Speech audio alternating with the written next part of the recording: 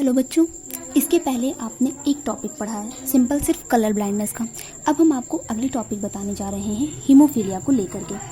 तो ये जो हीमोफीलिया डिजीज़ है, सबसे पहले याद रखिएगा कि इसमें जो हीमोफीलिया डिजीज़ है वो महारानी विक्टोरिया को सबसे पहले हुआ था और हम उनके पूरे ख़ानदान में हम इसको ईजिली देख सकते हैं कि कैसे उनके जनरेशन में ये डिज़ीज़ हुई थी। तो सबसे पहले अगर हम क्रॉस कराते हैं किसी का भी, अगर हम क्रॉस कराते हैं तो हम देखेंगे उनके ऑफस्प्रिंग में कैसे ये कैरेक्टर जो है वो ट्रांसफ़र हो रहे हैं और उनके ऑफस्प्रिंग में पहुंच रहे हैं। तो चलिए, मान लिया कि कोई फीमेल है और चूंकि ये सेक्स लिंक क्रोमोसोम है तो ये भी XX पे ही होगा। तो ये जो X क्रोमोसोम्स होंगे इस पर मान लिया कि हीमोफीलिया डिजीज़ है और एक इस पर भी, यानी अगर XX दोनों पर ही अगर हमने H माना है तो इसका मतलब ये है कि ये अफेक्टेड है, यानी इनको हीमोफीलिया का डिजीज़ है। और जो मेल होंगे, यानी कि ये हो गया मेल, तो ये जो मेल होंगे वो नॉर्मल है। तो अगर हम क्रॉस कराते हैं इसका तो हम देखेंगे चूँकि पेरेंट हैं और F1 जनरेशन में हमें देखनी है, अगर हम इसका क्रॉस इसके साथ कराते हैं तो हम देखेंगे हमें मिलेगा XH और X सिंपल। दूसरा हम क्रॉस कराएंगे तो हमें मिलेगा XH और ये Y। इसका क्रॉस इसके साथ कराएंगे तो हमें मिलेगा XH X और इसका क्रॉस इससे कराएंगे तो हमें मिलेगा XH और Y। हमें साफ पता चल रहा है इससे कि ये जो है ये है फीमेल और जो फीमेल है ये कैरियर है और ये दोनों ये हैं आपके मेल और ये जो मेल हैं ये डिजीज्ड हैं। क्योंकि हमने पहले बताया ये X क्रोमोसोम पर डिजीज़ होता है, यानी इनके पास एक X है तो उस पर डिजीज़ है, मींस ये इससे अफेक्टेड होंगे। कैरियर मेल कभी भी कैरियर नहीं होंगे। अब आ जाते हैं इसमें, ये है फीमेल, तो ये जो फीमेल है ये भी कैरियर है और ये जो मेल है ये डिजीज्ड है। यानी जिस तरीके से हम हीमोफीलिया में निकाले थे वैसे ही हम कलर ब्लाइंडनेस की डिटेल्स में जानेंगे कि कैसे इनको ये डिजीज़ होता है। एक जगह अब हमें मिल गया कि अगर एक ऑफस्प्रिंग में अगर ये डिजीज़ है तो दूसरे में कैसे, एक अगर पेरेंट्स में है तो उनके ऑफस्प्रिंग में कैसे ये डिजीज़ पहुंच रहा है। इस तरीके से हम क्रॉस करा के पता कर सकते हैं, प्रोबेबिलिटी हमें मिल जाएगी कि हाँ किस में ये डिजीज़ हो सकता है। ऐसे ही हम देखेंगे सिकल सेल एनीमिया। ये जो सिकल सेल एनीमिया है, सिकल सेल एनीमिया में भी एग्जैक्ट यही केस होती है जो हीमोफीलिया में होती है। ये भी एक सेक्स लिंक क्रोमोसोम्स है। बस आपको याद रखना है कि ये रिसेसिव ट्रेट्स को ज़्यादा दिखाते हैं। ये भी पेरेंट्स उनके ऑफस्प्रिंग में पहुंचते हैं। अगर हम कह सकते हैं बोथ पेरेंट्स अगर कैरियर हैं तो उनके नेक्स्ट जनरेशन में वो ऑटोमेटिकली वो एलील्स पेयर पहुंचेगा और वो डिजीज को करेगा। लेकिन यहाँ ध्यान देना है सिकल, ये जो सिकल होता है इसका मतलब होता है थोड़ा सा कर्व से, यानी हम कह सकते हैं शार्पी नेचर का, ऐसे हंसियाकार सिंपल हम कह सकते हैं। तो जो हमारा ब्लड सेल, चूंकि अनीमिया का मतलब हो जाता है खून की कमी, इसमें कहा है सिकल सेल, तो ये जो खून की कमी हो जाती है साथ ही साथ जो ब्लड होता है RBC की अगर हम बात करते हैं तो इसमें जो ये ब्लड होता है ये ब्लड का जो शेप ऐसे होता है, थोड़ा सा ओवल शेप होता है, ये थोड़ा सा कर्व होकर के ये सिकल शेप बना लेता है, ऐसे हो जाता है, शार्पी नेचर हो जाता है इसका, तो हम इसको बोल देते हैं सिकल सेल एनीमिया।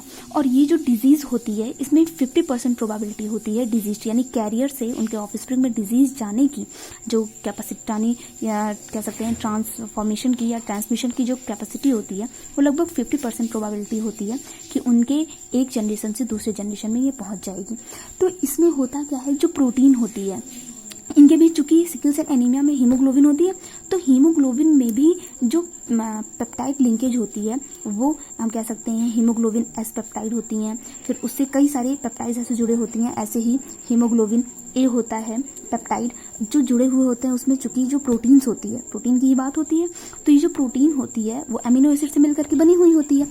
तो जितने तरह के अमीनो एसिड होते हैं वो आपस में ऐसे लिंक होते हैं। जैसे कि मान लिया वैलिन है, वैलिन से जुड़ा हुआ है आपका हिस्टिडीन जुड़ा है, इस हिस्टिडीन से जुड़ा हुआ है आपका ल्यूसीन और इस ल्यूसीन से जुड़ा हुआ है थ्रियोनिन, इससे जुड़ा हुआ है आपका प्रोलैक्टिन। ऐसे ही करके कई सारे लिंक आपस में जुड़े होते हैं लाइन से एक एक करके। और जब ये लिंक आपस में जुड़े होते हैं तो इसको हम बोल सकते हैं HbS पेप्टाइड। मान लिया ये कोई एक है, इसी तरीके से अगर इसका दूसरा हो लिंक और इसमें चेंजिंग हो जाए तो सिकल सेल एनीमिया में सिंपली होगा क्या कि एक इंडिविजुअल से, एक सेगमेंट से एक ये एमिनो एसिड निकल करके दूसरे में जा करके उस कैरेक्टर को चेंज कर देगी। यानी यहाँ से ये ल्यूसीन वाला पार्ट, मान लिया एक सिंपली कि ल्यूसीन वाला पार्ट यहाँ से निकल करके और यहाँ पे कोई और आकर के जुड़ गया है, तो ये इसके कैरेक्टर को भी उनके ऑफस्प्रिंग में ले जाते समय वो चेंज कर देगा। तो इनके जो पोजीशन होंगे, इसके पोजीशन में अंतर हो जाएगा। यानी यहाँ से पोजीशन से एक जगह से ये उठ करके दूसरी जगह पे चूंकि ये पहुंच गया है तो ये कैरेक्टर को भी एक जगह से दूसरी जगह ट्रांसफर कर देगा। तो आरबीसी का जो थोड़ा सा शेप होगा वो चेंज हो जाएगा। चूंकि वैसे आरबीसी का जो शेप होता है वैसे तो वो बाइकॉनकेव होता ही है, क्योंकि वो थोड़ा सा कह सकते हैं फ्लैटेड सा होता है, फ्लैटेंड होती है ये। तो आप ये देख सकते हैं ये पेप्टाइड इसमें इस तरीके से कैसे चेंज होती है। तो हम इसको सिकल सेल एनीमिया कह सकते हैं। और इस डिजीज में ऐसे ही, अब ये जो डिजीज होगी इनके एक जनरेशन में होगी, फिर वो ट्रांसफर होगी, दूसरे जनरेशन में पहुंचेगी। तो एग्जैक्टली इस प्रोसेस को भी ऐसे ही किया जाएगा जैसा कि हीमोफीलिया को कर रहे थे। इसमें कोई चेंजिंग नहीं की जाएगी, बस इस डिजीज की वजह से जो चेंजिंग हो रही है हम वो आपको सिर्फ यहाँ पे बता रहे हैं। बाकी क्रॉस तो बिल्कुल वैसे ही होगा जैसे हीमोफीलिया और कलर ब्लाइंडनेस में कराया था।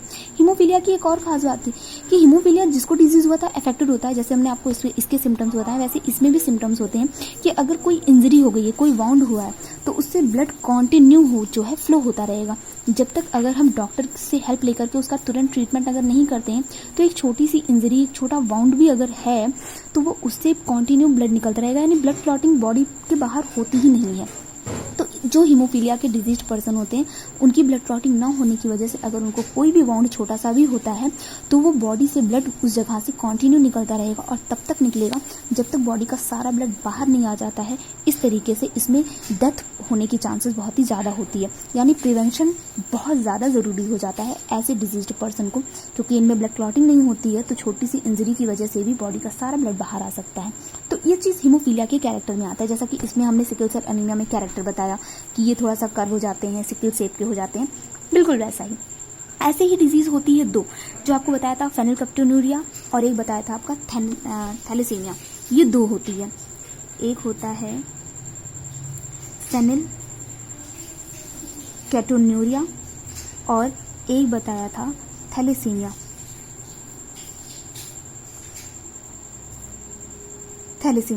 तो ये जो दोनों डिजीज है ये भी बिल्कुल वैसी ही है, डिसऑर्डर है, मेंडेलियन डिसऑर्डर है। जो आपका फेनिलकेटोन्यूरिया है इसमें होता है एक मेटाबॉलिज्म एक्टिविटी होती है जो ऑटोसोमल रिसेसिव ट्रेट्स को दिखाती है। यानी इसका जो अफेक्टेड पर्सन होगा, इंडिविजुअल होगा, उसके अंदर एंजाइम्स की कमी होगी, जो अमीनो एसिड होगा वो चेंज हो जाएगा। बस एक ही इसमें चेंजिंग होती है, एक अमीनो एसिड होता है फेनिलएलानिन। तो इसमें चूंकि ये नाम ही है तो इस तरीके से इस डिजीज में जो जिस पर्सन के अंदर ये जो फेनिलएलानिन नाम का अमीनो एसिड होता है वो कन्वर्ट हो जाता है टायरोसिन अमीनो एसिड में कन्वर्ट हो जाता है। इसका रिजल्ट ये होता है कि चूंकि इसका कन्वर्जन हो गया है, वो कन्वर्ट हो चुका है, चूंकि फेनिलएलानिन जो है वो पहले कन्वर्ट हो जाता है, फेनिल पैरविक एसिड में कन्वर्ट हो जाता है और उसके अदर डेरिवेटिव्स में कन्वर्ट हो जाता है। तो इससे जो ब्रेन डिसऑर्डर होता है, यानी ब्रेन में रिटार्डेशन हो जाता है और जिसकी वजह से किडनी का एब्जॉर्प्शन कम हो जाता है, यानी यूरिन एक्स्ट्रा सिक्रीट करने लगती है।